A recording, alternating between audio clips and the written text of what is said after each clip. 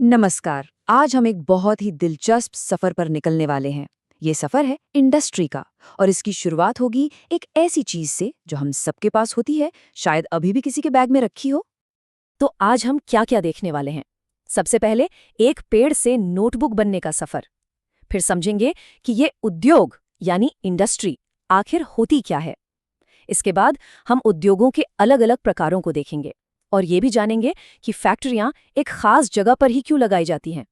फिर बात होगी लोहा और इस्पात की, जिसे इंडस्ट्री की रीढ़ कहा जाता है। और आखिर में हम देखेंगे कि इस तरक्की के साथ कौन से खतरे जुड़े हैं।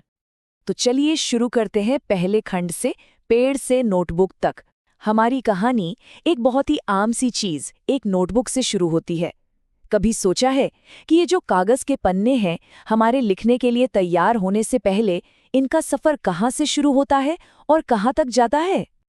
ये सवाल सुनने में भले ही छोटा लगे, है ना, कि एक नोटबुक कहाँ से आती है, लेकिन इसका जवाब वो हमें एक बहुत बड़ी, एक ग्लोबल और काफी जटिल प्रक्रिया की तरफ ले जाता है। तो ये सफर कुछ ऐसा है। सबसे पहले पेड़ काटा जाता है और उसे पल्प मिल में भेजा जाता है। वहां लकड़ी को प्रोसेस करके उसकी लुगदी यानी पल्प बनाया जाता है। फिर इस पल्प में कुछ केमिकल्स मिलाए जाते हैं और तब जाके कागज बनता है। इसके बाद स्याही से उस पर लाइनें छापी जाती हैं, पन्नों को एक साथ बांधकर नोटबुक की शक्ल दी जाती है और आखिर में इसे पैक करके मार्केट में भेज दिया जाता है। ये जो पूरी प्रक्रिया है ना, इसे ही मैन्युफैक्चरिंग या विनिर्माण कहते हैं। और इसमें सबसे कमाल की बात यह है कि कैसे हर एक स्टेप पर एक साधारण सी लकड़ी की वैल्यू बढ़ती जाती है और वो एक काम की चीज में बदल जाती है। अब ये जो नोटबुक बनाने की पूरी प्रक्रिया हमने देखी, यही हमें हमारे अगले सवाल पर लाती है। खंड 2, उद्योग क्या है। आखिर ये शब्द उद्योग या इंडस्ट्री, इसका मतलब क्या है? देखिए, तकनीकी तौर पर उद्योग एक ऐसी इकोनॉमिक एक्टिविटी है जिसमें या तो सामान बनाया जाता है, जैसे स्टील, या जमीन से खनिज निकाले जाते हैं, जैसे कोयला खनन, या फिर कोई सेवा दी जाती है, जैसे टूरिज्म। मतलब, अगर इसे और आसान भाषा में समझें तो इंडस्ट्री का मतलब है कोई भी ऐसा काम जिसमें कच्चे माल को एक ज्यादा कीमती चीज में बदला जाता है या कोई सर्विस दी जाती है जिससे उसकी आर्थिक वैल्यू बढ़ जाए। ठीक है, तो अब हम ये तो समझ गए कि इंडस्ट्री होती क्या है। अब सवाल ये उठता है कि ये कितने तरह की होती है। तो चलिए हमारे तीसरे खंड में उद्योगों के वर्गीकरण को समझते हैं। अब देखिए, दुनिया में तो हजारों तरह की इंडस्ट्रीज हैं, तो इनमें फर्क कैसे करें? इन्हें समझने के लिए हम इन्हें 3 मेन तरीकों से बांट सकते हैं। पहला, वो किस तरह का कच्चा माल इस्तेमाल करते हैं। दूसरा, उनका साइज यानी आकार क्या है। और तीसरा, उनका मालिक कौन है, यानी ओनरशिप किसकी है। चलिए पहले आकार के हिसाब से देखते हैं। एक तरफ है छोटे पैमाने के उद्योग या स्मॉल स्केल इंडस्ट्री। इनमें पैसा और टेक्नोलॉजी कम लगती है। ज्यादातर काम हाथ से होता है, जैसे मिट्टी के बर्तन बनाना या टोकरियां बुनना। और दूसरी तरफ हैं बड़े पैमाने के उद्योग यानी लार्ज स्केल इंडस्ट्री। यहाँ बहुत सारा पैसा, बहुत एडवांस टेक्नोलॉजी लगती है ताकि बड़े पैमाने पर प्रोडक्शन हो सके, जैसे कि कार बनाने की फैक्ट्री। तो फर्क बिल्कुल साफ है। एक तरफ एक कारीगर का काम और दूसरी तरफ एक विशाल फैक्ट्री जिसमें हजारों लोग काम करते हैं। आकार के अलावा एक और जरूरी चीज है, मालिकाना हक। मतलब उस इंडस्ट्री का मालिक कौन है। इसमें भी कई तरह के मॉडल हैं। प्राइवेट सेक्टर में मालिक कोई एक व्यक्ति या ग्रुप होता है, जैसे टिस्को। पब्लिक सेक्टर में मालिक सरकार होती है, जैसे steel authority of India limited. फिर आता है जॉइंट सेक्टर, जहां सरकार और प्राइवेट लोग मिलकर काम करते हैं, जैसे मारुति उद्योग लिमिटेड। और एक होता है कोऑपरेटिव सेक्टर, जिसे उत्पादक या मजदूर खुद मिलकर चलाते हैं, जिसका बेहतरीन उदाहरण है अमूल यानी आनंद मिल्क यूनियन लिमिटेड। तो ये ओनरशिप तय करती है कि इंडस्ट्री को चला कौन रहा है और उसका मुनाफा किसे मिल रहा है। अब आते हैं एक बहुत ही प्रैक्टिकल सवाल पर।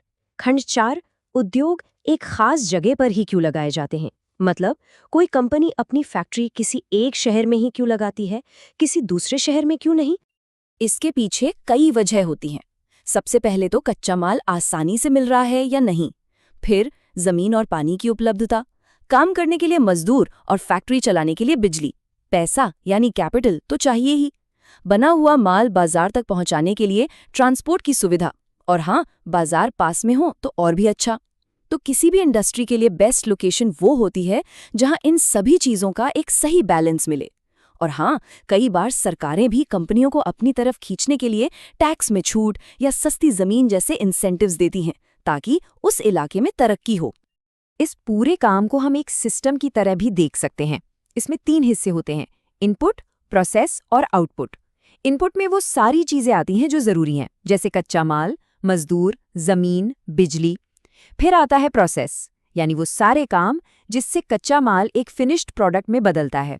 और आखिर में आता है आउटपुट, जो कि वो फाइनल प्रोडक्ट है और उससे होने वाली कमाई। तो इनपुट, प्रोसेस, आउटपुट, ये है एक इंडस्ट्रियल सिस्टम। चलिए अब बात करते हैं एक ऐसी इंडस्ट्री की जिसके बिना आज की दुनिया की कल्पना भी नहीं की जा सकती। हमारा 5वां खंड, लोहा और इस्पात, यानी आयरन एंड स्टील इंडस्ट्री, जिसे मॉडर्न इंडस्ट्री की रीढ़ की हड्डी भी कहा जाता है। और ये सिर्फ कहने की बात नहीं है, आप जरा सोच कर देखिए, हम जिन चीज़ों का रोज़ इस्तेमाल करते हैं, गाड़ियाँ, ट्रेन, पुल, बड़े बड़े जहाज, घर बनाने में लगने वाले सरिये, यहाँ तक कि हमारी छोटी छोटी सेफ्टी पिन तक, लगभग हर चीज़ या तो सीधे स्टील से बनी है या फिर उन मशीनों से बनी है जो खुद स्टील से बनती हैं। इसीलिए इसे बैकबोन कहते हैं। इस इंडस्ट्री की लोकेशन का इतिहास भी बड़ा दिलचस्प है। ये हमेशा एक जगह नहीं रही। 1800 से पहले ये फैक्ट्रियां वहीं लगती थीं जहां कच्चा माल और बहता पानी आसानी से मिल जाए। फिर 1850 से 1950 के बीच सबसे अच्छी जगह मानी जाती थी कोयले के खदानों के पास और जहां से रेलवे या नहरों का कनेक्शन हो। और 1950 के बाद जब दूसरे देशों से लौह अयस्क इंपोर्ट करना आसान हो गया, तो ये इंडस्ट्री समुद्री बंदरगाहों के पास बड़ी बड़ी समतल जमीनों पर शिफ्ट हो गई।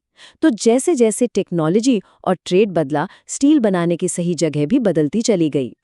इंडस्ट्रीज ने हमारी जिंदगी को बहुत आसान और बेहतर बनाया है, इसमें कोई शक नहीं। लेकिन इस सिक्के का एक दूसरा पहलू भी है। तो हमारे आखिरी खंड में बात करते हैं इसी प्रगति और उससे जुड़े संकट की। और जब हम औद्योगिक खतरों की बात करते हैं तो शायद सबसे दुखद उदाहरण है भोपाल गैस त्रासदी।